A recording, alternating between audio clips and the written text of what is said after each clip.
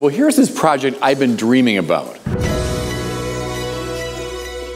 A program that would take us all over the world. It would be a multi-part documentary, a bit like Kenneth Clark's Civilization, give you a sense of the global sweep of the Catholic Church, but also would present both the truth and the beauty of Catholicism.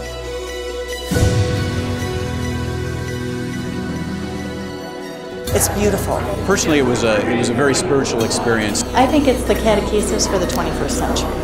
The people are so excited about this, just thrilled what it's going to do for our Catholic faith. This is a whole new approach. I think it's kind, it's gentle, and it's non-threatening. Just a wonderful touchstone for us as Catholics and for others who want to know more about our faith.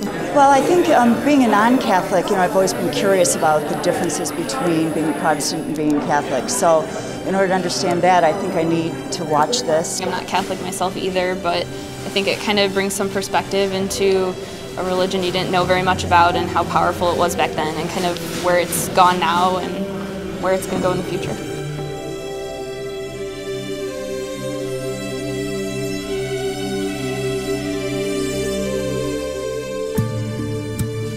This could be a tipping point. The church has been going through a very difficult time. It's been moving, at least in the public perception, in a bad direction. Maybe this series could be a tipping point that starts moving it back in a better direction.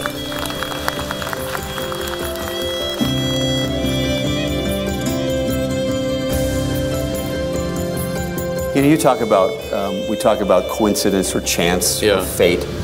I see Mr. Newton Minow here, who was very instrumental in getting the entree to public television. Mm-hmm. Mr. Minow was our next door neighbor in Glencoe, a very close friend of my parents, my dad.